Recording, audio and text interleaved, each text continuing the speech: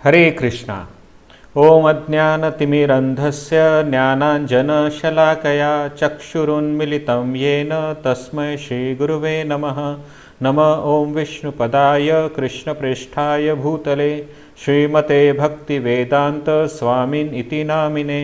नमस्ते सारस्वते देवे गौरवाणी प्रचारिणे निर्विशेष शून्यवादी पाश्चात्यदेशतारिणे। जय श्री कृष्ण चैतन्य प्रभु नित्यानंद श्री अद्वैत गदाधर श्रीवासादि गौरभक्तवृंद। हरे कृष्णा कृष्ण कृष्णा हरे हरे, हरे राम राम राम हरे हरे। हरे कृष्णा। तो आप सबका स्वागत है आज के हमारे श्री बृहद भागवतामृत क्लास में।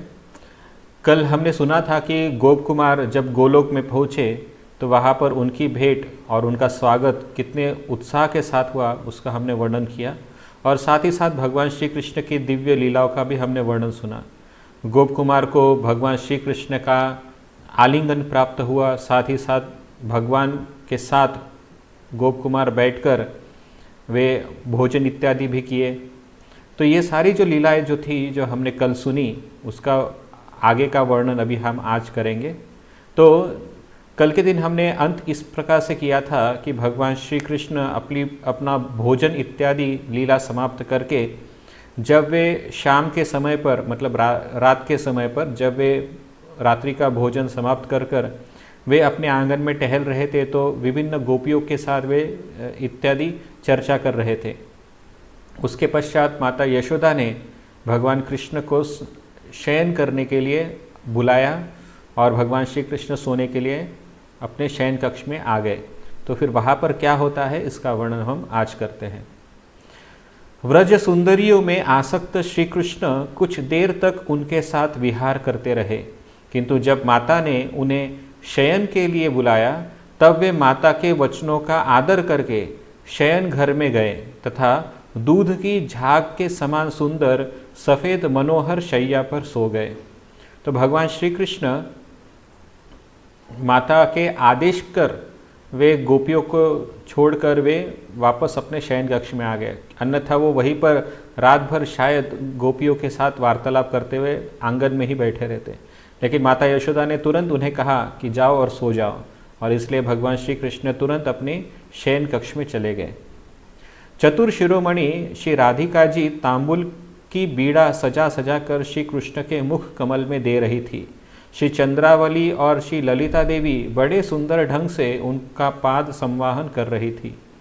तो उस शयन कक्ष में वहाँ पर राधा रानी भी थी, चंद्रावली सखी तथा ललिता देवी इत्यादि सखियाँ भी वहाँ पर थी, जो भगवान श्री कृष्ण को शयन कराने के लिए उस सेवा में उपस्थित थी। तो राधा रानी भगवान श्री कृष्ण के मुख में पान या बीड़ा, तांबुल का बीड़ा मतलब पान दे रही थी, और भगवान श्री कृष्ण आनंद के साथ उस पान को चबा रहे थे। चंद्रावली तथा ललिता देवी ये भगवान के पैर चरण पर दबा रहे थे और इस प्रकार से भगवान श्री कृष्ण को सुलाने का प्रयत्न कर रहे थे। कोई सखी उन्हें पंखा झलने के लिए चामर, कोई पीकदानी, कोई पान रखने वाली पात्र, कोई मधुर सुगंधित जल से भरी हुई झाड़ी लिए खड़ी थी। इस प्रकार विभाग करके सभी सखियाँ परिचर्या में लगी हुई थी। तो अन्य सखियाँ भी वहाँ पर उपस्थित थी जो अलग अलग प्रकार के सेवा कार्य में नियुक्त थी, और इन सब का कार्य यही था कि भगवान को एक आराम की नींद प्राप्त हो, जिन्हें सुख की नींद प्रदान की जाए, जिस कारण से वे सारी के सारी जो सखियाँ थी वहाँ पर श्री कृष्ण के शयन कक्ष में उपस्थित थी। अन्य कोई कोई गोपी श्री कृष्ण के कानों को मनोहर लगने वाले गीत तथा लीला चरित्र को गान कर रही थी, कोई अनेक प्रकार के वाद्य यंत्रों को बजा रही थी तथा कोई कोई श्री कृष्ण के साथ हास परिहास कर रही थी। तो भगवान के शयन लीला में अलग अलग प्रकार की गोपियाँ भगवान की सेवा कर रही थी। तो कोई भगवान के लिए गीत, सुंदर मनोहर गीत गा रही थी जो नींद के अनुरूप वो गीत था, जिसके कारण भगवान को अच्छे से नींद आ सके। कोई अलग अलग प्रकार के वाद्य यंत्र बजा रहे थे जिसका भी उद्देश्य अच्छी नींद लगने में था, और भगवान श्री कृष्ण के साथ हास परिहास करते हुए ये सब कार्य हो रहा था। इस प्रकार वे सभी व्रज सुंदरियाँ प्रेम से परिपूरित होकर श्री कृष्ण की सेवा में लगी हुई थी और श्री कृष्ण भी उनके अभिष्ट अपने चबाए हुए तांबुल को उन सबको इस चतुरता से दे रहे थे कि उनमें एक दूसरे को भी इसका पता न लगे। तो भगवान श्री कृष्ण यहाँ पर अत्यंत सुंदर ढंग से बता रहे हैं, मतलब कार्य कर रहे हैं कि वहाँ पर जितनी भी गोपियाँ थी वो गोपियों को वे अपने मुख का जो चबाया हुआ पान है उसके कुछ अंश निकाल कर गोपियों के मुंह में डाल रहे थे। तो वास्तविक तौर पर यह दर्शाता है कि उनके अंदर एक प्रकार का मतलब दाम्पत्य भाव या फिर एक प्रकार का प्रेम का भाव वहाँ पर उपस्थित था। आमतौर पर पत्नी ही अपने पति का झूठन जनरली खाती है, तो यहाँ पर भी भगवान श्री कृष्ण गोपियों को उसी प्रकार के स्वीकार करके वे अपने अपनी गोपियों को वो सब खिला रहे थे। लेकिन इस प्रकार से खिला रहे थे कि ये सारी गोपियों को पता ही नहीं चला कि भगवान ने किसी अन्य गोपी को भी अपने मुख का तांबुल प्रदान किया है। सभी गोपी को ऐसा ही लगता था कि कृष्ण ने केवल मुझे ही अपने मुख का तांबुल प्रदान किया है। और इस प्रकार से सारी गोपियों के प्रति भगवान कृष्ण का प्रेम और गोपियों के मन में कृष्ण के प्रति प्रेम बढ़ रहा था। तो यह सारा जो लीला है, ये सारा लीला वहाँ पर उपस्थित स्वरूप जो भगवान के जो मतलब जो गोप कुमार भी हैं स्वरूप ये सब देख रहे थे और वहाँ पर उनके गोप सखा भी उपस्थित थे। तो केवल गोपियाँ ही एकमात्र उपस्थित नहीं थी, वहाँ पर अन्य गोप सखा यहाँ तक कि स्वरूप भी उपस्थित थे, श्रीदाम सखा भी उपस्थित वहाँ पर थे। तत्पश्चात श्री कृष्ण ने अपने किसी इंगित द्वारा उन्हें कुछ संकेत दिया जिससे वे सभी आनंदित होकर अपने अपने घरों में चली गई।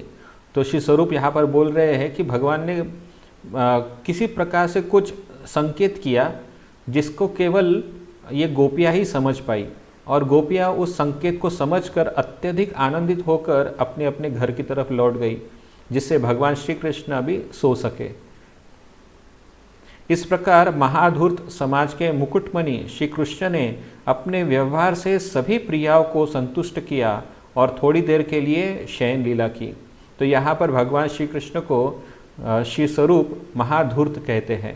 तो यहाँ पर कहने का आशय ये है कि श्री कृष्ण जो है विभिन्न गोपियों के साथ अलग अलग प्रकार की लीला करते हैं और ख़ास तौर पर धूर्त का मतलब है कि बाहर कुछ और अंदर कुछ और। तो बाहर से वे दिखा रहे कि वे शयन लीला करने जा रहे हैं, लेकिन अंदर से उनके मन में इच्छा थी कि गोपियों के साथ रासलीला इत्यादि क्रीड़ा की जाए।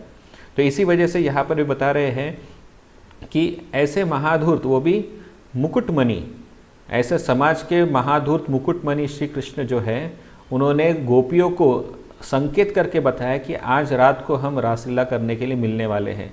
लेकिन ये चीज़ें गोप कुमार को पता नहीं चली, क्योंकि गोप कुमार ये भगवान श्री कृष्ण के गोप सखा थे और गोप सखाओं को इन सब लीलाओं के बारे में अत्यधिक जानकारी नहीं हुआ करती थी। तो इसी वजह से श्रील सनातन गोस्वामी हमको समझाते हैं कि ये सारी जो सांकेतिक उपदेश जो थे या सांकेतिक चिन्ह जो थे, ये भगवान श्री कृष्ण गोपियों को ये समझाने के लिए था कि आज रात को हम रासलीला के कार्य में नियुक्त होंगे, इसलिए आप कृपया करके घर जाइए और हम रात को बराबर वन में कुंज में मिलेंगे और वहाँ पर हम रास क्रीड़ा करेंगे। तो ये सुनकर सारी गोपियाँ, ये समझकर सारी गोपियाँ जो है भगवान श्री कृष्ण के इस संदेश को देखकर अत्यधिक आनंदित हुई और वे अपने अपने घर को चली गई। और गोप कुमार भी श्री कृष्ण को शयन लीला करते हुए देखकर बहुत प्रसन्न हुए, लेकिन वो वहीं पर रुक के रहना चाहते थे। श्री कृष्ण के जो शयन भाव है उसको देखना चाहते थे, लेकिन उसके प्रिय मित्र, अन्य मित्र श्रीदाम सखा ने उसे मना किया। हे ब्राह्मण, उसी समय श्रीदाम उस स्थान पर आए तथा बड़े आदर सहित मुझे अपने घर ले गए, इसलिए रात्रि में श्री कृष्ण ने जो जो विहार किए मैं उनका वर्णन नहीं कर सकता हूँ। तो श्रीदाम सखा ने श्री रूप को वह अपने साथ अपने घर ले गए और सब वहाँ पर सो गए। इसलिए श्री स्वरूप कह रहे हैं कि मैं नहीं जानता कि रात को भगवान श्री कृष्ण ने क्या क्या लीलाएं की, इसलिए मैं आपको नहीं बता सकता। तो जनरली गोप सखाओं को भगवान श्री कृष्ण की इस ये जो निशा क्रीड़ा है या रास क्रीड़ा के बारे में कुछ अत्यधिक जानकारी नहीं हुआ करती थी, क्योंकि उनका भाव भगवान के प्रति अलग है। तो इस वजह से यहाँ पर श्री स्वरूप को उस लीला में प्रवेश नहीं दिया गया। बड़े दुख के साथ श्री धाम के घर पर रात बिताकर मैं प्रातःकाल श्री नंद भवन में उपस्थित हुआ। वहाँ मैंने देखा कि श्री कृष्ण रति के चिन्हों से युक्त होकर पलंग पर सोए हुए हैं। तो यहाँ पर बताया गया कि भगवान श्री कृष्ण जो है रात भर गोपियों के साथ रास क्रीड़ा करते हुए उनके शरीर पर गोपियों के नाखून के निशान भी उपस्थित थे, जो गोपियों के साथ हुए रति क्रीड़ा का वर्णन करती है। लेकिन माता यशोदा ये जो सब है ये सब देख रही थी, देखने के लिए वहाँ पर आई थी। तो जनरली ऐसा होता था कि जब सब लोग सो जाते थे तो भगवान श्री कृष्ण चुपके से अपने घर से निकलकर वन में जाते थे, जहाँ पर गोपियाँ उनके साथ रास क्रीड़ा करने के लिए तत्पर होती थी। और सुबह होने के पहले ही जब माता यशोदा उठने वाली होती है, उसके उठने से पहले ही भगवान श्री कृष्ण पुनः अपने घर पर आकर सो जाया करते थे। और जब माता यशोदा सुबह सुबह कृष्ण को उठाने के लिए उनके कक्ष में जाती थी तो वे कृष्ण को सोया हुआ पाती थी और उनके शरीर पर अलग अलग प्रकार के रास क्रीड़ा किए हुए जो लक्षण है वो देखा करती थी। लेकिन माता यशोदा को यही लगता था कि मेरा कृष्ण जो है वो शायद गोचारण लीला में ये सारे चिन्ह उसको प्राप्त हुए होंगे। तो आगे वर्णन आएगा कि माता यशोदा किस प्रकार से वो चिन्ह को उसका अर्थ लगाती है, वो यहाँ पर लिखा हुआ है। सरल स्वभाव वाली माता श्री यशोदा उनके पास आकर बैठी हुई थी तथा अनेक प्रकार से पुत्र का लालन करती हुई वे अपने आप में ही कुछ इस प्रकार कहने लगी, हाय, मेरा यह बालक सारा दिन वन वन में भ्रमण करके गौओं की रक्षा करता है, इसलिए थककर सुख से ऐसे सो रहा है कि अब तक भी नहीं जाग पाया। तो यहाँ पर भगवान श्री कृष्ण की जो नींद लीला है या शयन लीला है वो देखकर माता यशोदा को लगता है कि श्री कृष्ण दिन दिन भर जब गैयों को चराता है इसलिए वो इतना थक जाता है कि वो इतना देर तक वो सो रहा है। उसे ये भी पता नहीं कि सुबह का समय हो गया है और सूर्य जो है वो अपनी क्षितिज पर उग गए हैं। तो माता यशोदा का लगता है कि हम मेरा बेटा कितना परिश्रम करता है गैयों को चराने का। लेकिन माता यशोदा को ये नहीं मालूम कि रात भर भगवान श्री कृष्ण गोपियों के साथ रासलीला क्रीड़ा इत्यादि करते हैं और श्री कृष्ण उसी क्रीड़ा से जब थक जाते हैं करके तो सुबह सुबह के समय पर वे सोने के लिए चले जाते हैं और इसलिए भगवान श्री कृष्ण देर तक अपने पलंग पर सोए हुए रहते हैं। यह अबोध बालक वन में बार बार इधर उधर भागता रहता है, इसलिए वहाँ की कटीली झाड़ियों से इसके अंग क्षत विक्षत हो गए हैं। तो जब गोपियों के साथ भगवान श्री कृष्ण अपनी रति क्रीड़ा करते हैं तो गोपियों के जो नाखून है उसकी वजह से भगवान श्री कृष्ण के अंग पर कुछ खरोंचें उठ जाती हैं। तो ये खरोंचे को देखकर माता यशोदा को लगता है कि मेरा बेटा कृष्ण जो है गैयों को चराने के लिए जब जंगल में जाते हैं तो वहाँ की काटीली जो झाड़ियाँ हैं उसमें वो फंसकर उनके शरीर पर अलग अलग प्रकार के कांटों के निशान आ जाते हैं और जिसके कारण मेरे बेटे के शरीर पर एक खरोच के निशान दिखाई पड़ते हैं। तो माता यशोदा को बहुत चिंता होती थी कि मेरे बेटे को इन काटीलों झाड़ी से कैसे बचाया जाए। तो ये उनका विचार मन में हुआ करता था। वे कहती है, अहो कैसा कष्ट है, मेरा यह बालक निद्रा के वशीभूत होने के कारण इतना भी नहीं जानता कि इसने अपने नेत्रों के कज्जल को अपने अंगों में सर्वत्र लगा रखा है। तो जब गोपिकाएं भगवान श्री कृष्ण के साथ रासलीला में नियुक्त होती थी तो भगवान श्री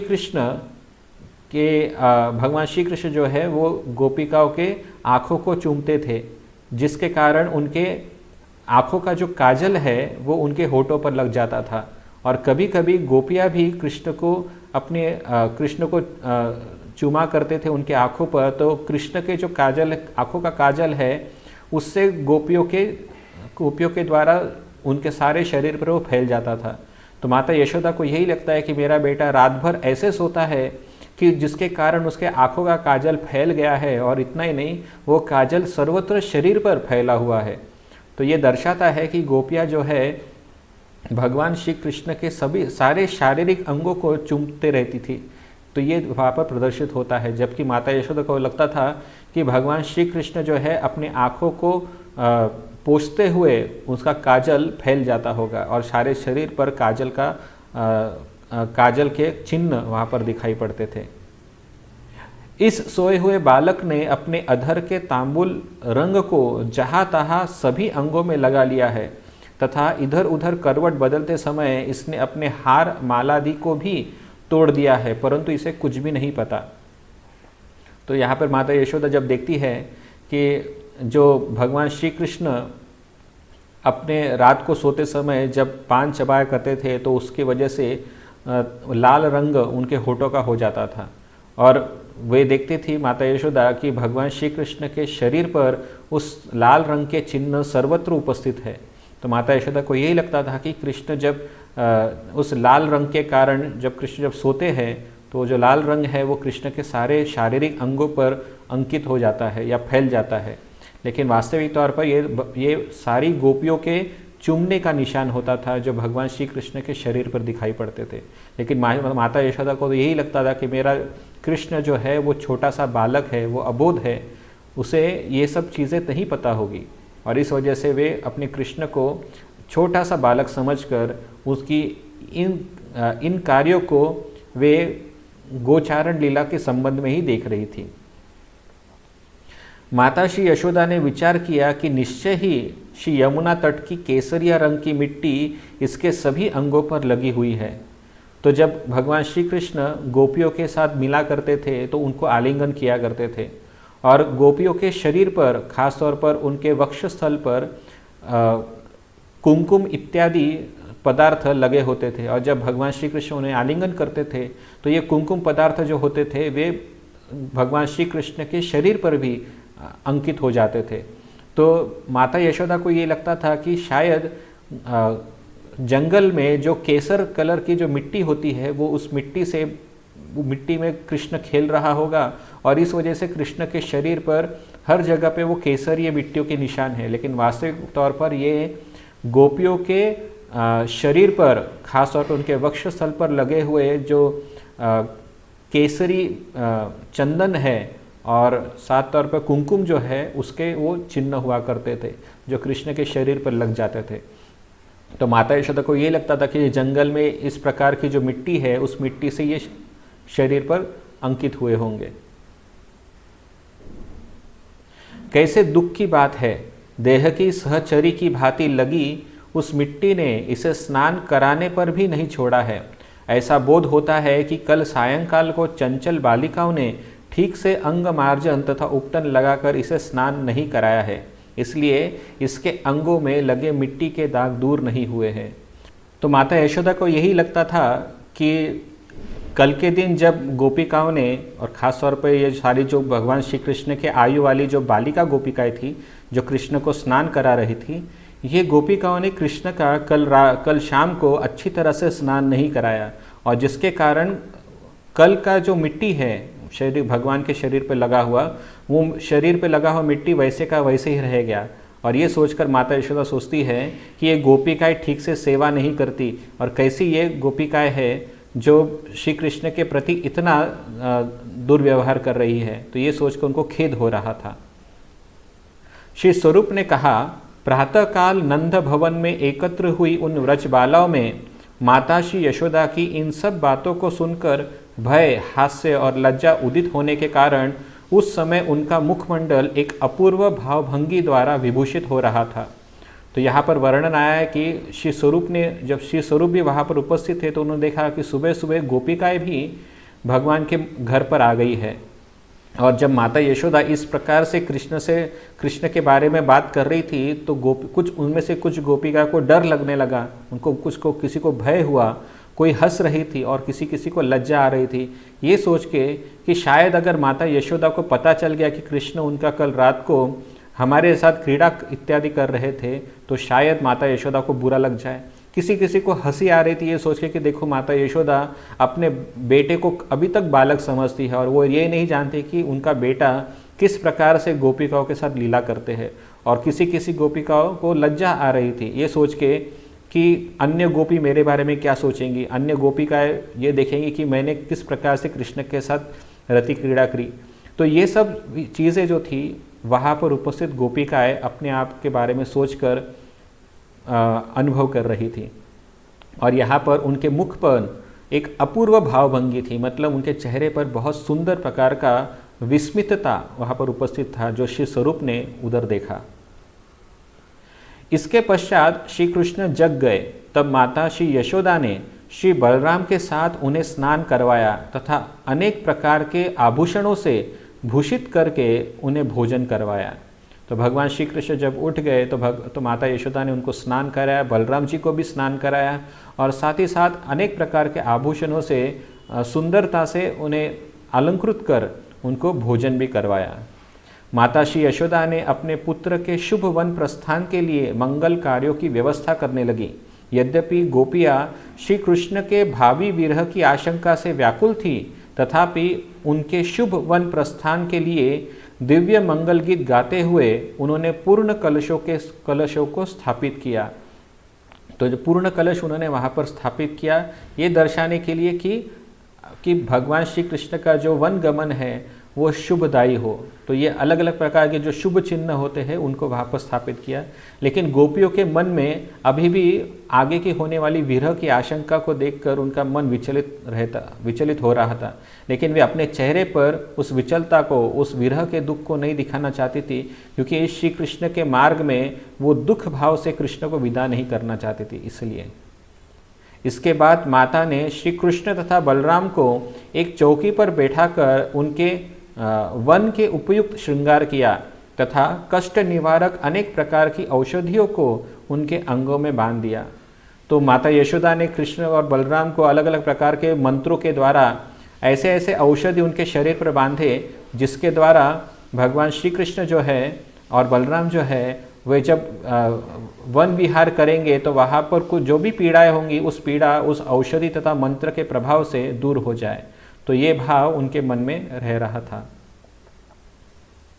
तब श्री कृष्ण माता द्वारा प्रदान की गई दोपहर के भोजन की सामग्री को श्रीदाम के हाथों में देकर स्वयं वेणुवादन करते हुए गौओं के साथ आगे चल दिए। तो गौओं के साथ भगवान श्री कृष्ण अभी आगे जा रहे हैं और माता यशोदा ने भगवान श्री कृष्ण और बलराम को उनका टिफिन का डब्बा प्रदान किया। श्री कृष्ण के साथ सख्यपूर्ण व्यवहार में प्रवीण ग्वालबाल अपने अपने भोजन की सामग्रियों को लेकर अपने घरों से मंडलियों में निकल आए और श्री कृष्ण से आ मिले। और फिर बाकी के श्री कृष्ण के जितने भी मित्र थे वे भी भगवान के साथ ज्वाइन किए। भ्राता श्री बलराम सहित अवस्थित श्री कृष्ण उन सखाओं को नाना प्रकार की क्रीड़ा उपकरणों से युक्त तथा नृत्य गान और स्तुति आदि करते हुए देखकर बहुत प्रसन्न हो रहे थे। तो सारे गोपबाल जो है बहुत अत्यंत प्रसन्न थे और वे बहुत अलग अलग प्रकार के नृत्य कर रहे थे, आनंद में मग्न थे, अनेक प्रकार के गीत गा रहे थे। तो ये देखकर कृष्ण बलराम को अत्यंत आनंद हो रहा था। श्री कृष्ण के आगे श्री बलदेव तथा पीछे मैं चल रहा था। श्री कृष्ण के विरह को सहन न कर पाने के कारण गोपियाँ भी पीछे पीछे ही आ रही थी। तो गोपियाँ जो है भगवान श्री कृष्ण का विरह न सहन कर पाने के कारण वे भी श्री कृष्ण के साथ उनके पीछे पीछे चल रही थी और साथ में माता यशोदा इत्यादि घर के लोग भी उपस्थित थे। स्वयं नंद महाराज भी पीछे पीछे चल रहे थे कृष्ण को देखने के लिए। वास्तविक तौर पर ये सभी लोग जो है श्री कृष्ण को जंगल में जाने के कारण विरह का अनुभव कर रहे थे और इसी वजह से वे उनके साथ हो लिए थे। श्री कृष्ण के वन जाने का समय उपस्थित होने से स्नेह उमड़ने के कारण स्वाभाविक रूप से स्नेह से व्याकुल माता व्रज के बाहरी द्वार तक पुत्र के पीछे पीछे आई। तो व्रज के बाहरी द्वार तक माता यशोदा उनके पीछे पीछे चल पड़ी। केवल माता ही यशोदा नहीं, अन्य सारी गोपियाँ और साथ में नंद महाराज भी उनके पीछे पीछे चल दिए। श्री कृष्ण द्वारा निषेध किए जाने पर भी वे 2-3 कदम पीछे चलकर रुक गई और मुड़ मुड़कर उन्हें देखने लगी। पुनः पुत्र स्नेह में व्याकुल होकर पुत्र के निकट आ गई। तो बार बार माता यशोदा जो है कृष्ण को देखती और वापस पीछे चलती और पीछे जाकर वापस कृष्ण की याद उन्हें सताती तो वापस कृष्ण के पास आ जाती। तो इस प्रकार का बर्ताव बहुत बार हो रहा था। फिर श्री कृष्ण के मुख तथा हाथ में सजा हुआ तांबूल देकर लौट गई। तो जब माता यशोदा को कृष्ण ने कहा कि आप वापस जाइए तो माता यशोदा जाने लगी, लेकिन उन्हें याद आया कि अरे कृष्ण के हाथ में तांबूल नहीं है। तो वापस वो लौट कर कृष्ण के पास आती है और उनके मुख में तांबूल दे देती है और फिर से पीछे चल जाती है। फिर से पीछे मुड़ मुड़ के देखती है और वापस कृष्ण के पास भाग कर आती है और फिर वो आगे इस बार भगवान को मीठे फल का रस प्रदान करती है। मीठे फल खिलाकर तथा फलों का रस पिलाकर घर की ओर वापस लौटती है और फिर से कृष्ण की याद सताती है तो वापस वो लौटकर कृष्ण के पास जाती है। इस समय वो कृष्ण से मिलती है तो भगवान श्री कृष्ण के शरीर पे जो आभूषण है, जो वस्त्र है, उसको ठीक तरह से संभालने लगती है। तो श्री कृष्ण को दर्शाने के लिए कि तुम अपने कपड़े संभाल के रखो, किसी कहीं पर तुम घुमाओ मत इसको, तुम्हारे वस्त्रों को, तुम्हारे अलंकारों को आप अच्छी तरह से संभाल कर रखो। इस प्रकार से वो सब ठीक ठाक करती है और वापस जाना चाहती है। तो जब वापस जाती है तो उस समय पर माता यशोदा जो है वो उस अवस्था में भगवान श्री कृष्ण का विरह न सहन कर पाने के कारण वापस कृष्ण के पास दौड़ आती है। हे वत्स, किसी दुर्गम वन में अधिक दूर नहीं जाना तथा कांटों वाले वन में तो कभी नहीं जाना। इस बात को मानने के लिए माता ने अनेक प्रकार के दीन वचनों द्वारा पुत्र को अपनी शपथ दिलवाई और तत्पश्चात घर की ओर कुछ कदम चलकर ही वे पुनः लौट आई। तो वापस वो कृष्ण के पास जाती और कहती कि हे कृष्ण, ज़्यादा दूर तक मत जाना और ख़ास तौर पर काटिले झाड़ियों तक तो मत जाना। तो भगवान कृष्ण कहते हैं माता से कि माता चिंता मत करो, मैं सब ठीक करूँगा। लेकिन फिर भी माता यशोदा को भरोसा नहीं आता और वो अलग अलग प्रकार के दीन वचन बोलकर कृष्ण से शपथ लेती कि तुम्हें मेरी शपथ है कि तुम उधर मत जाना। और कृष्ण उसे स्वीकार करते और माता यशोदा को धाड़स बंधाते और माता यशोदा वापस पीछे की तरफ मुड़ती, लेकिन फिर से कृष्ण की तरफ दौड़ कर आती और फिर बाद में वो आकर वापस कहती है, हे तात बलराम, तुम सदैव अपने छोटे भाई के आगे ही रहना। हे श्रीदाम, तुम स्वरूप के साथ अपने सखा के पीछे पीछे ही हो जाना। दूसरे अंशुमन को कहती है तुम दाई ओर खड़े रहना और सुबल को कहती है तुम बाई ओर खड़े रहना, जिसके कारण मेरे कृष्ण को कुछ हानि न हो। इस प्रकार से वे सबको इंस्ट्रक्शन देती है। माता श्री यशोदा का स्नेह नव प्रसूता गाय से भी अधिक था। वह अपने पुत्र के स्नेह से व्याकुल होकर बार बार जाती और लौट आती।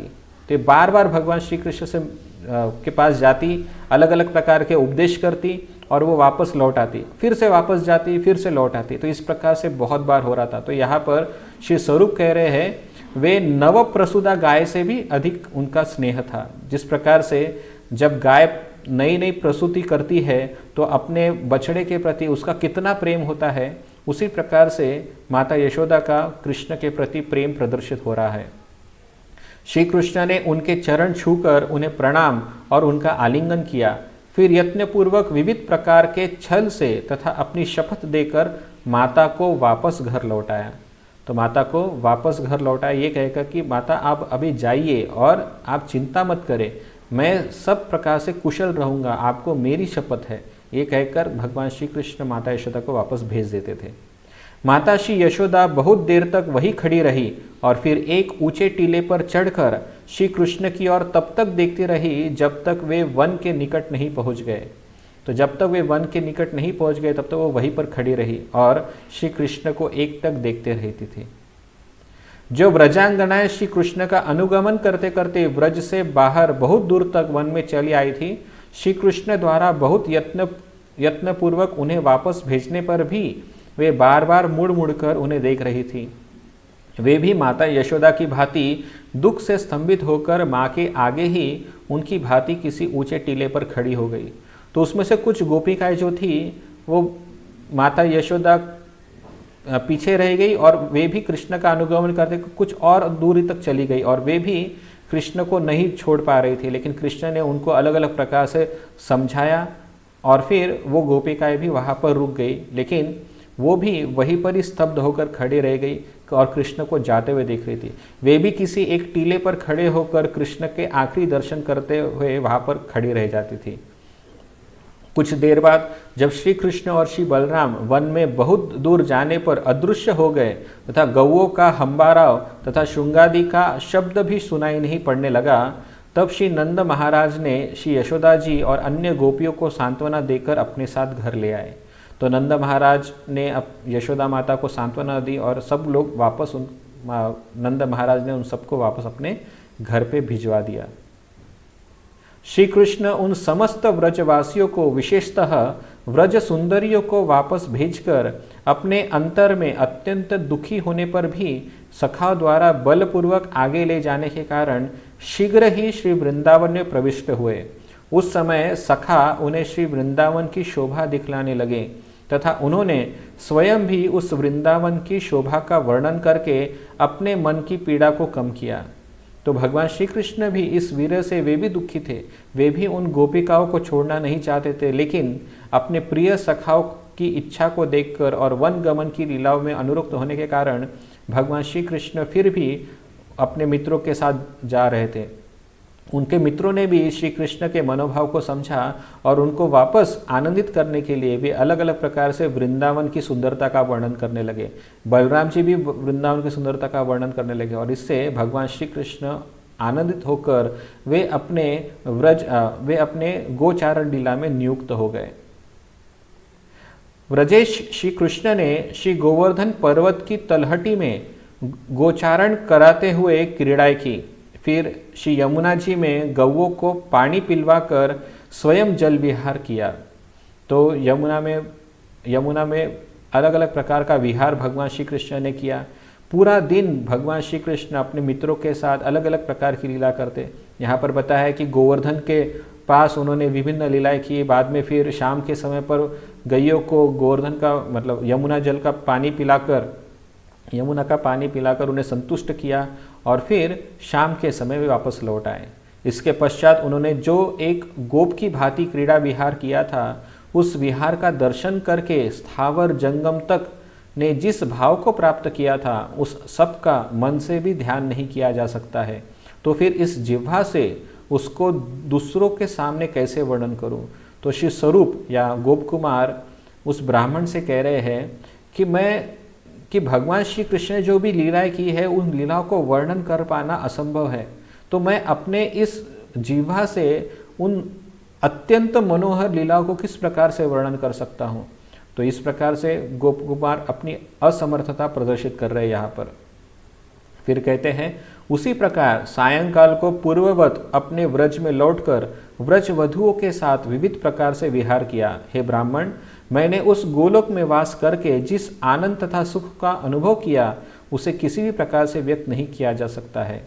तो गोप कुमार कह रहे हैं कि जब भगवान श्री कृष्ण वापस शाम को लौटे तो भगवान श्री कृष्ण ने वही सब सारी लीलाएं की जो वो पहले भी दिन किए थे, और ऐसी लीलाएं हर रोज उनकी हुआ करती थी। ये सारी जो लीलाएं इतनी मनोहर होती थी और उससे जो सुख प्राप्त होता था, वो सुख मैं अपने शब्दों में प्रकट नहीं कर सकता। तो किसी प्रकार से मैं तुम्हें ये व्यक्त करके नहीं बोल सकता किस प्रकार का वो सुख था। तो यहाँ पर गोप कुमार कह रहे हैं कि क्यों उस सुख का वर्णन करने में मैं अक्षम हूँ।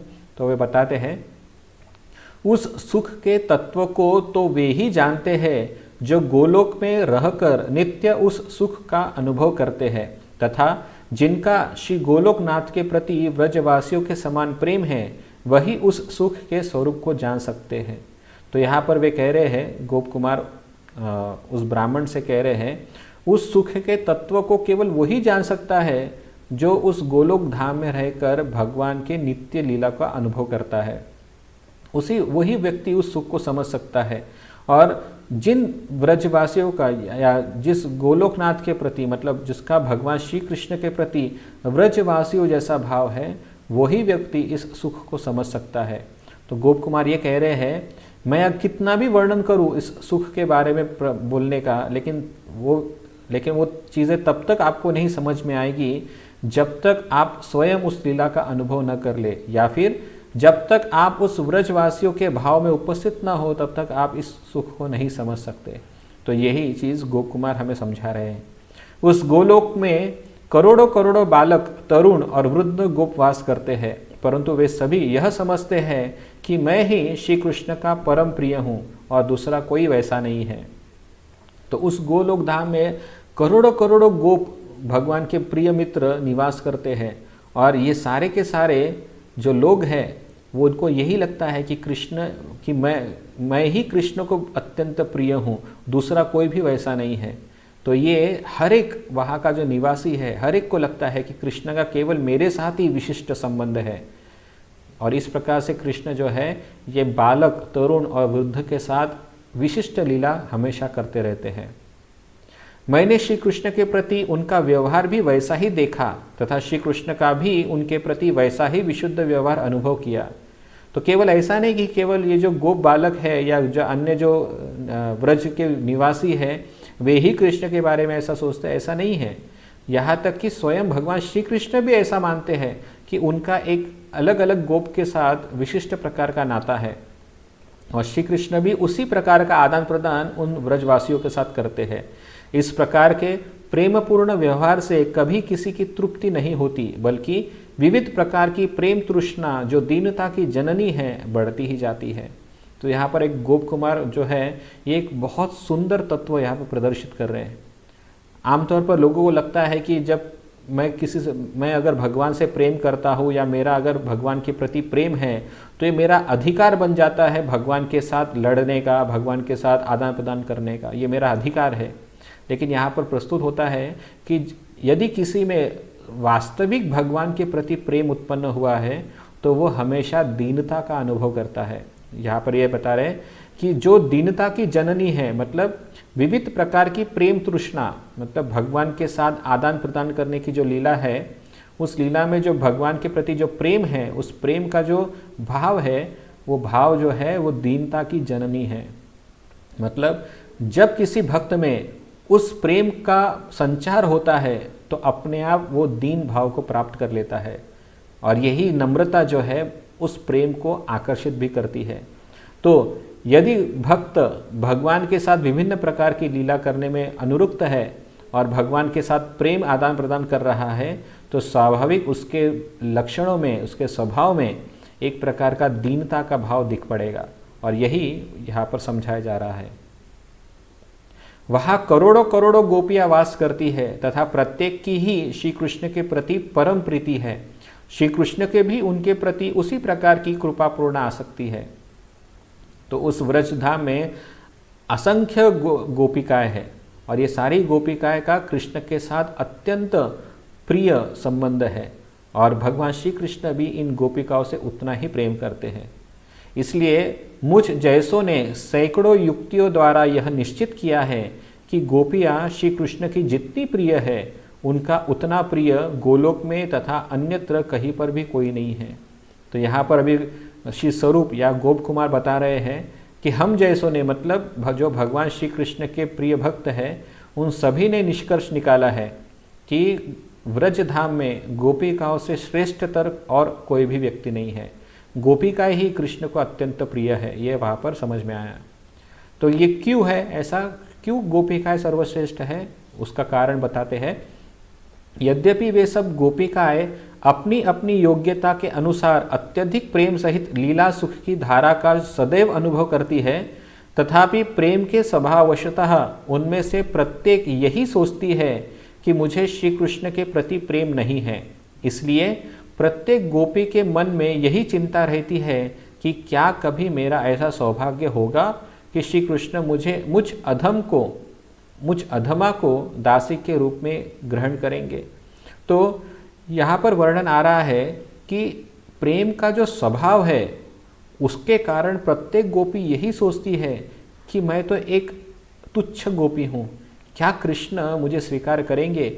ये उस प्रेम का लक्षण होता है। जैसा कि पिछले स्लाइड में बताया गया, प्रेम तत्व जो है या प्रेम का संचार जो है दीनता को प्रकट करता है। तो यहाँ पर भी गोपिकाएं सोचती है कि तथापि प्रेम के स्वभाववशतः उनमें से प्रत्येक यही सोचती है कि मुझे श्री कृष्ण के प्रति प्रेम नहीं है। तो मुझे कृष्ण के प्रति प्रेम नहीं है, ऐसा ही वो हमेशा सोचती है और इसीलिए वे हमेशा मन में चिंता करती रहती है कि क्या कभी मेरा ऐसा सौभाग्य होगा कि कृष्ण मुझ जैसी व्यक्ति को अपना दासी के रूप में भी स्वीकार करेंगे। प्रेयसी तो छोड़ दो, क्या वो मुझे दासी के रूप में भी स्वीकार करेंगे। ऐसी हर गोपी वहाँ पर श्री कृष्ण के बारे में सोचती है। तो ये वर्णन श्रील सनातन गोस्वामी अपनी दिग्दर्शनी टीका में भी करते हैं।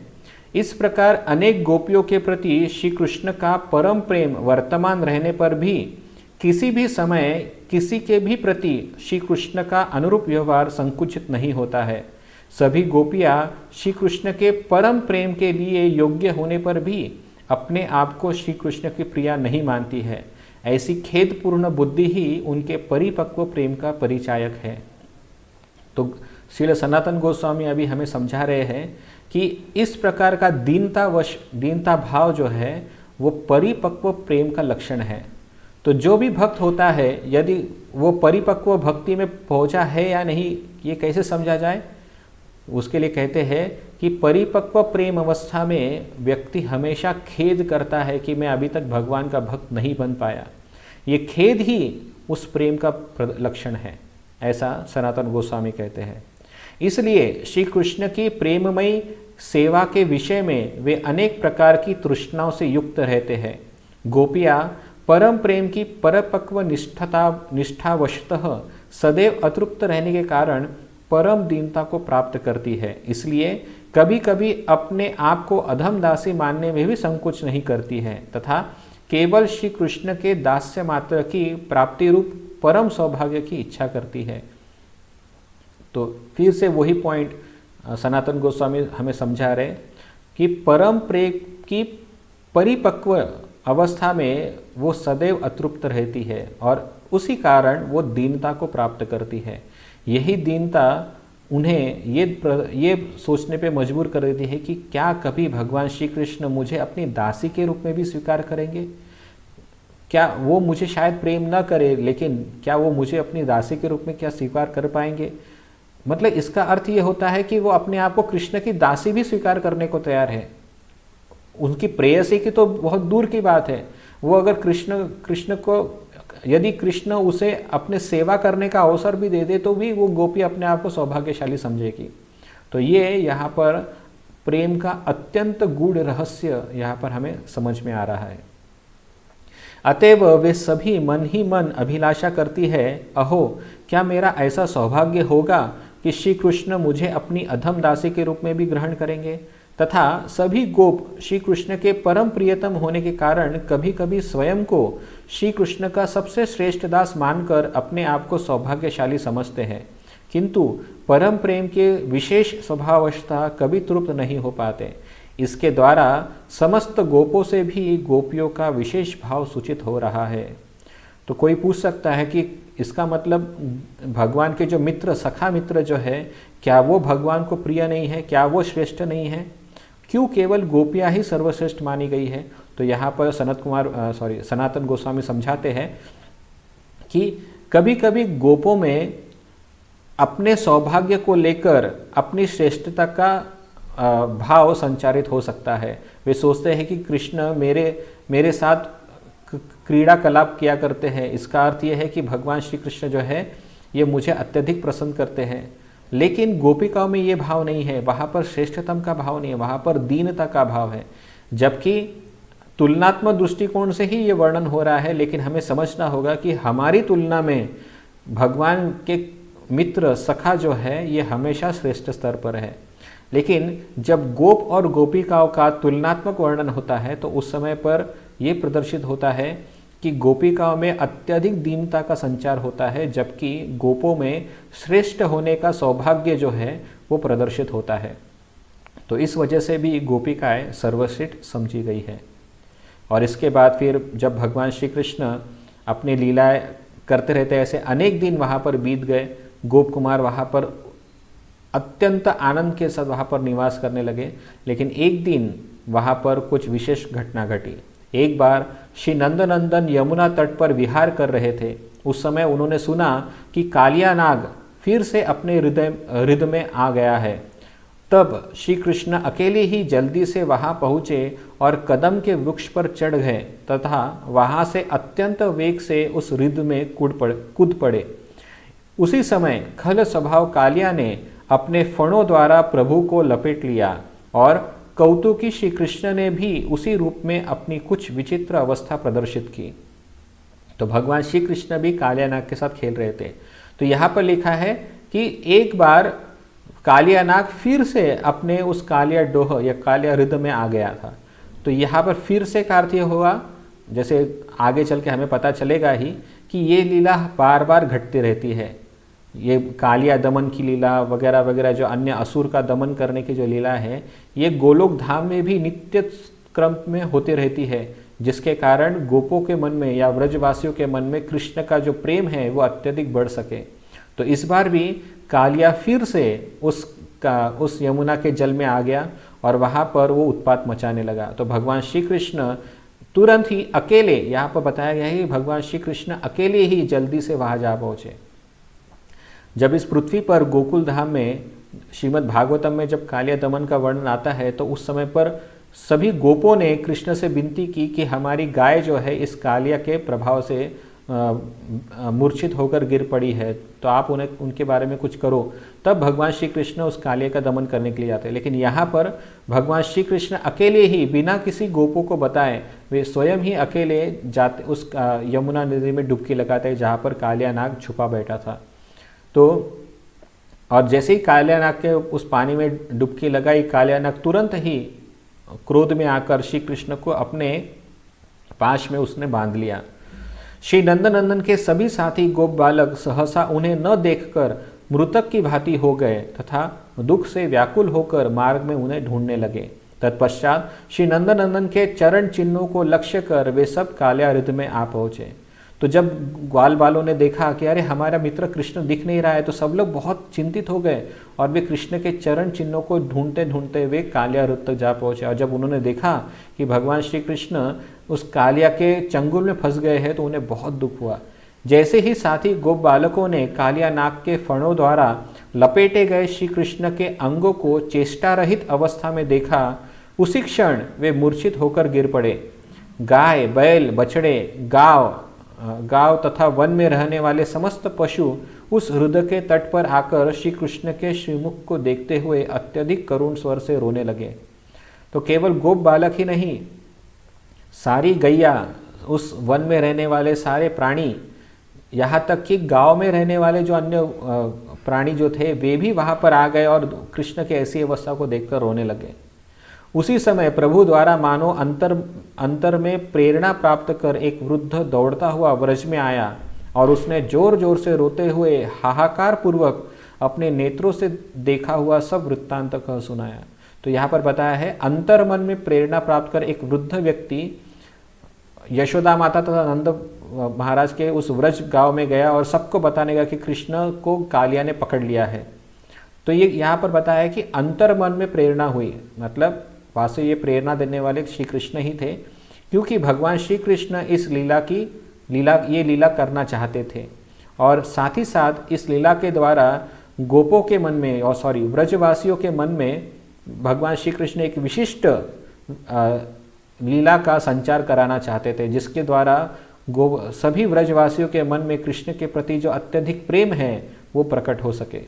तो इसी कारण अंतर मन में कृष्ण के द्वारा ही प्रेरणा दी गई और वो वृद्ध व्यक्ति दौड़ता हुआ जाकर सभी व्रजवासियों को वृत्तांत सुनाने लगा। उस वृद्ध की वार्तारूपी असहनीय वचन तो उन व्रजवासियों के लिए सहसा महावज्रपात की ही तरह हो गए थे। तो जिन लोगों ने भी इस प्रकार का कथन सुना उस वृद्ध के द्वारा, तो हर कोई व्यक्ति पहले तो विश्वास नहीं कर रहा था और किसी ने तो वो ये वार्ता सुनते ही वो वहीं पर मूर्छित होकर गिर पड़े। अत्यंत कष्ट के साथ उन्हें शुद्धि पर लाया गया और वे सब के सब कृष्ण की तरफ दौड़ पड़े। श्री बलराम जी अपने अनुज श्री कृष्ण के प्रभाव को जानते थे, इसलिए उन्होंने उच्च स्वर से ये झूठ है कहते श्री कृष्ण को ढूंढने के लिए निकले उन व्रजवासियों को सांत्वना दी। तथापि वे मृत प्राय होकर ही कालिया हृदय की ओर दौड़ चले जा रहे थे। तो बलराम जो है वे श्री कृष्ण के प्रभाव को जानते थे और वे सभी को कह रहे कि ऐसा नहीं हो सकता, आप चिंता मत करें। लेकिन फिर भी जो व्रजवासी है वे फिर भी कृष्ण के बारे में इतने चिंतातुर थे कि वे वैसे ही कृष्ण को देखने के लिए उस कालिया हृदय की तरफ दौड़ पड़े। श्री बलराम जी शीघ्र ही उस हृदय के निकट जा पहुँचे। वहां पहुंचकर वे अनुज श्री कृष्ण की वैसी अवस्था देखकर धैर्य धारण नहीं कर पाए तथा स्वयं भी प्रेम से व्याकुल होकर रोने लगे। तो बलराम जी भी जब उन्होंने श्री कृष्ण को इस अवस्था में देखा, जो पहले सभी व्रजवासियों को धाड़स बंधा रहे थे ये जान के कि श्री कृष्ण का प्रभाव कितना महान है, वे भी अभी वात्सल्य भाव में ग्रसित होकर भगवान श्री कृष्ण की ऐसी अवस्था देखते हुए वे भी रोना प्रारंभ कर दिए। तो इस प्रकार से हर कोई वहां पर रो रहा था। तब व्रज में स्थित समस्त प्राणियों का ऐसा महादुखपूर्ण रोने का घोर शब्द हुआ मानो समस्त विश्व ही रो रहा हो। तब श्री बलराम जी दुख द्वारा वशीभूत होकर गदगद कंठ द्वारा उच्च स्वर से श्री कृष्ण को संबोधन करते हुए इस प्रकार कहने लगे। तो जब इस प्रकार से हर कोई वहाँ पर रो रहे थे तो श्री बलराम जी स्वयं अपने आप को धीर बंधाए और दूसरों को समझाने का प्रयत्न करने लगे, लेकिन कोई भी समझ नहीं रहा था, हर कोई व्यक्ति दुख से रो रहा था।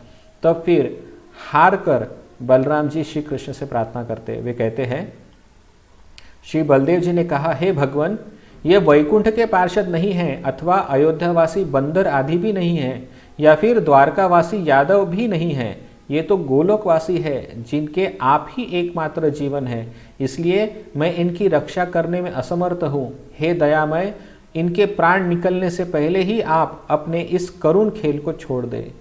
तो भगवान श्री कृष्ण के ऐसे लीला को देखकर बलराम जी कह रहे हैं कि हे कृष्ण, ये कोई वैकुंठवासी भक्त नहीं है, ना ही अयोध्यावासी भक्त है और ना ही द्वारकावासी भक्त है जो आपके प्रभाव को समझ सके।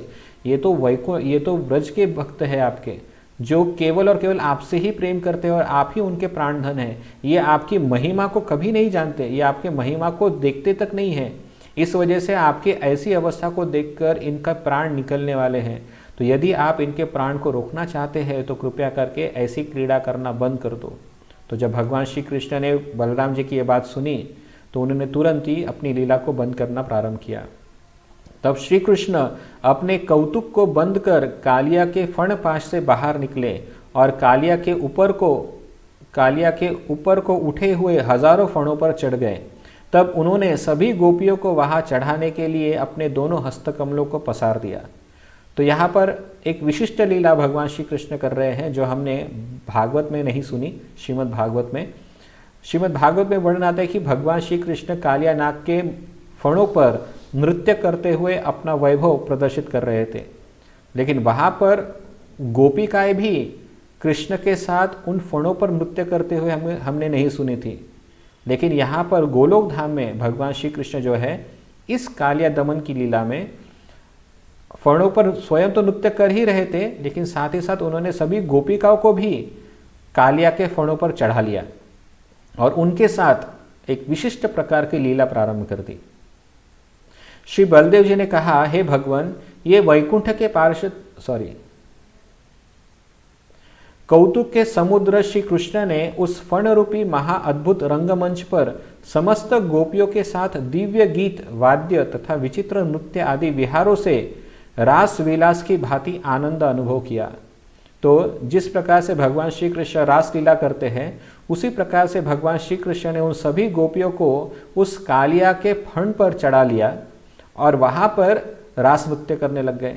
तो वो दृश्य परम अद्भुत था जो आज तक कभी किसी ने कल्पना भी नहीं की होगी। तो श्री बलराम जी ने तट पर स्थित श्री नंदादि व्रजवासी को सचेत कराया, तब वे श्री कृष्ण को देख आनंदित और विस्मित हो उठे। तो जब भगवान श्री कृष्ण कालिया के पास से निकल गए और सारी गोपियां जो है और कृष्ण नाग के फण पर नाच रहे थे, तो ये दृश्य दर्शाता था कि कृष्ण ने उस कालिया को दमन कर लिया है और कृष्ण उस कालिया से शक्तिशाली व्यक्ति है। और फिर उसके बाद बलराम जी ने वहाँ पर जो बेहोश पड़े हुए जितने भी व्रजवासी थे उन सबको जागृत कराया और फिर उन्हें कहा कि देखो, कृष्ण ने उस कालिया को दमन कर लिया है और इतना ही नहीं, वे उनके फणों पर नाच भी रहे हैं। तो ये देखकर सब लोग आश्चर्यचकित हुए और विस्मित होकर उठ खड़े हुए हैं। फिर श्री कृष्ण ने सर्पराज कालिया को दमन कर अपनी मंद मुस्कान सहित उनकी स्तुति कर रही नाग पत्नियों के उत्तरीय वस्त्रों को छीन लिया तथा उत्तरीय वस्त्रों से सर्पराज को नथने के लिए एक लंबी रस्सी बना ली तथा उस कालिया की नासिका के छिद्र में डालकर अपने बाएं हस्तकमल से पकड़ लिया।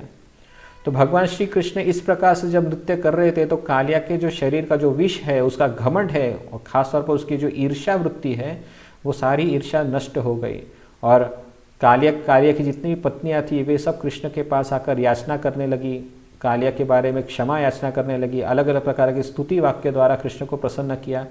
भगवान श्री कृष्ण भी उन कालिय पत्नियों के साथ प्रसन्न हुए और फिर कालिया की नाग पत्नियों ने उनके नाग पत्नियों के जो उत्तरीय वस्त्र थे उन उत्तरीय वस्त्रों को छीन लिया। मतलब उन भगवान ने सभी नाग पत्नियों के जो ऊपरी वस्त्र है वो उठा लिए और उसकी एक लंबी रस्सी बनाई।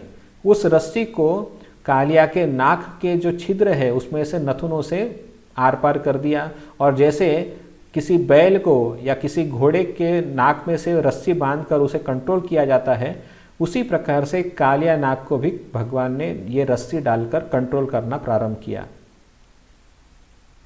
कौतुक के समुद्र श्री कृष्ण ने उस फर्ण रूपी महाअद्भुत वापस रिपीट हो रहा है। तब श्री कृष्ण ने उस कालिया नाग के ऊपर घोड़े की तरह सवार हो गए, फिर अपने दक्षिण हाथ में मुरली धारण कर उसे आनंद पूर्वक बजाकर कालिया को अश्व की भांति बलपूर्वक इधर उधर जाने की प्रेरणा देने लगे। तो जैसे कोई घोड़ा चलाने वाला या घोड़े सवार जो होता है वो घोड़े को उसकी लगाम पकड़कर जिस प्रकार से उधर उधर घुमाता है, उसी प्रकार से भगवान श्री कृष्ण भी अपने हाथों में बांसुरी पकड़े, एक हाथ में बांसुरी और दूसरे हाथ में वो लगाम पकड़कर कालिया को यहाँ वहाँ पर घुमा रहे थे और अपनी गोपिकाओं को उस यमुना का विहार करा रहे थे। कभी कभी उस मुरली को चाबुक की तरह उपयोग करके कालिया को जोर से दौड़ाने लगते। इस प्रकार उस कालिया के प्रति उन्होंने अपने वाहन की भांति प्रचुर कृपा की। तो इस प्रकार से कालिया को कभी कभी अपनी बांसुरी से फटके मारते, जैसे कोई घोड़े सवार व्यक्ति घोड़े को अपने चाबुक से फटकार लगाता है और जोर से दौड़ाता है, उसी प्रकार से कृष्ण भी कालिया को अपनी बांसुरी से फटके लगाकर उसे जोर से दौड़ा रहे थे। और श्री स्वरूप कहते हैं कि ये कालिया के ऊपर भगवान की विशेष कृपा है। ऐसी कृपा तो साक्षात गरुड़ जी को प्राप्त नहीं होती। इस प्रकार महा आश्चर्यपूर्ण लीला का अभिनय कर श्री कृष्ण समस्त गोपियों को साथ लेकर उस कालिया के फणों से नीचे उतरे, जो गरुड़ को भी प्राप्त न होने वाली महान कृपा को प्राप्त करके अत्यधिक प्रसन्न था। तो कालिया भी अब तक वो भी भक्त बन चुका था, एक्चुअली वो भक्त ही है, लेकिन ये लीला में वो इस प्रकार का नृत्य कार्य कर रहा था और इसी कार्य के कारण कालिया जो है वो अत्यधिक प्रसन्न हो गया भगवान के लीला में सहभागी होकर। तो ये दर्शाता है कि भगवान ने ये सारी जो लीला की वो केवल और केवल अपने भक्तों के हृदय में जो तीव्र प्रेम है उसको बाहर निकालने के लिए भगवान ने सारी लीला की। और फिर ये लीला होने के पश्चात सब लोग अपने अपने घर को चले गए। सब लोग बहुत प्रसन्न थे। हर दिन की भांति भगवान श्री कृष्ण ने फिर से संध्या लीला की, फिर बाद में रात्रि को निशा लीला प्रारंभ कर दी और फिर से हर रोज़ की भांति भगवान श्री कृष्ण सुबह गोचारण लीला के लिए चले गए। फिर एक दिन एक और घटना घटी। उस समय पर अरिष्टासुर तथा केशी दैत्य ने यह वृंदावन में आक्रमण कर दिया। कंस के भेजे हुए जो असुर थे वे वृंदावन में उत्पात मचाने लगे। एक बार केशी और अरिष्ट नामक प्रसिद्ध दो महाअसुर एक साथ एक ही समय में व्रज में आए। यद्यपि केशी और अरिष्ट के भय से भयभीत होकर श्री कृष्ण के प्रिय गोप गोपियों ने उन्हें उन दोनों असुरों के पास जाने से बलपूर्वक खींचकर रोक रखा था, तथापि वे सबको आश्वासन देकर वीरों के समान दर्प दिखलाते हुए अपनी भुजाओं को ठोककर उन दोनों के सम्मुख जा खड़े हुए। तो आध्यात्मिक गोलोक धाम में भी असुरगण इस प्रकार का उत्पात मचाते हैं। तो कोई ये सोच सकता है कि अरे वहाँ पर भी असुर है, वहाँ पर भी कंस जैसे लोग हैं, तो ऐसे कैसे हो सकता है, आध्यात्मिक जगत में ये सब क्यों है? तो वास्तविक तौर पर सनातन गोस्वामी समझाते हैं कि इन सब प्रकार के जो कैरेक्टर्स है, ये सारे जो प्रकार के लोग हैं, ये सिर्फ उस गोलोक धाम में गोपियों के हृदय में या व्रजवासियों के हृदय में कृष्ण के प्रति प्रेम वर्धन करने के लिए इन कैरेक्टर को वहाँ पर रखा गया है। वास्तविक तौर पर वहाँ पर कोई असुर नहीं रह सकता, ना ही वहाँ पर कोई किसी प्रकार का उपद्रव कोई कर सकता है। लेकिन ये जो कैरेक्टर्स है ये केवल लीला में सहभागी हो सकते हैं, सहभागी होकर लीला का वर्धन करते हैं। इसी कारण से भगवान श्री कृष्ण ने इन प्रकार के जीवों को या इन प्रकार के कैरेक्टर्स को वहाँ पर उपस्थित करके रखा है। और जब भी कभी ऐसी लीला करने की भगवान की इच्छा होती है तो भगवान ऐसे सब कैरेक्टर को एक एक करके लेकर आते हैं और वो लीला करते हैं। तो कहने का मतलब है कि नित्य शाश्वत तौर पर ये कैरेक्टर वहाँ पर नहीं रहते, लेकिन जब भी कभी भगवान श्री कृष्ण की इच्छा होती है तो इन लीला को पूरा करने के लिए भगवान इन कैरेक्टर्स को वृंदावन में लेकर आते हैं और फिर उनके साथ इत्यादि लीलाएं करते हैं।